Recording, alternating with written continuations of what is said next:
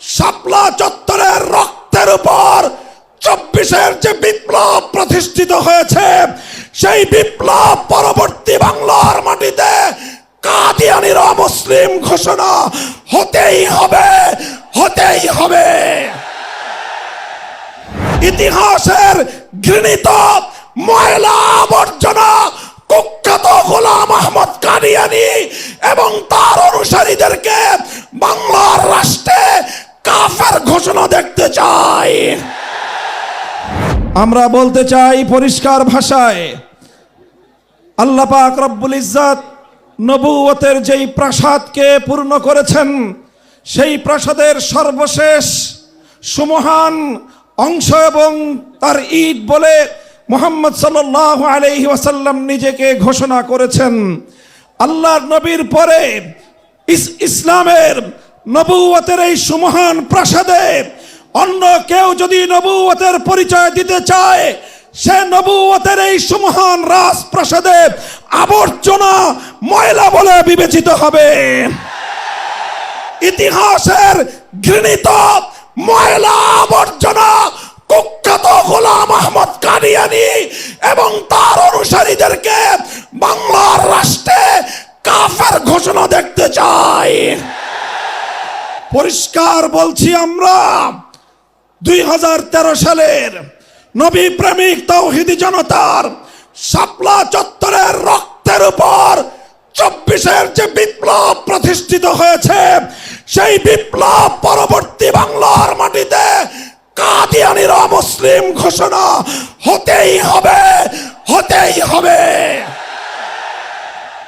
সরকারগুলোকে বলতে চাই, আমাদের পূর্বপুরুষ খতিব ওবায়দুল হক, শাইখুল হাদিস আল্লামা আজিজুল হক, সৈয়দ ফজলুল করিম পীর সাহেব চরমনাই, মুফতি ফজলুল হক আমিনী থেকে আল্লামা আহমদ শফি রহমতুল্লাহ আলাই, জুনায়েদ বাবু নগরী, সকলেই কাদিয়ানীদের খতমে নবুয়ত, এই কাদিয়ানীদের অমুসলিম রাষ্ট্রীয় ঘোষণা শুনে যেতে চেয়েছেন, দেখে যেতে চেয়েছেন। দুঃখ এবং পরিতাপের বিষয়, বাংলাদেশের সরকারগুলো এই কথা রক্ষা করতে পারে নাই। আমাদের আমির হেফাজত আল্লামা মুহিবুল্লাহ বাবু নগরী হায়াতে আছেন, তার নেতৃত্বে পীর সাহেব মধুপুর যেটা তুলেছেন, এবার কাদিয়ানীদের অমুসলিম ঘোষণা দাবি আদায় করার জন্য যদি প্রয়োজন হয় আবার 5ই মের মতো ঢাকা অবরোধ করতে হবে, ঢাকা অবরোধ করতে হবে।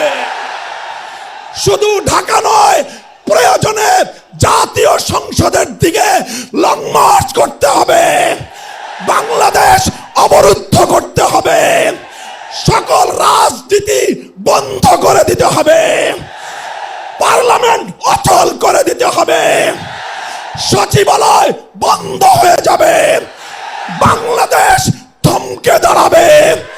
কাদিয়ানীদের অমুসলিম ঘোষণার দাবি আদায় করতে হবে। রক্ত দিতে হলে রক্ত দিতে হবে। জীবন দেওয়ার জন্য, খতমে নবুয়তের দাবি আদায়ের জন্য মাথায় কাফনের কাপড় বেঁধে শহীদ ঈদগাহে যেতে কারা প্রস্তুত, কারা প্রস্তুত? ইনশাআল্লাহ এ দাবি আদায় হবে। আর যদি সরকারগুলো দাবি আদায় করতে ব্যর্থ হয়, আগামী দিনে আমরা পার্লামেন্ট গঠন করব, আমরা ক্ষমতায় যাব, আমরা কাদিয়ানীদেরকে জাতীয় সংসদে আইন পাশ করে কাফের ঘোষণা করব, অমুসলিম ঘোষণা করব ইনশাআল্লাহ।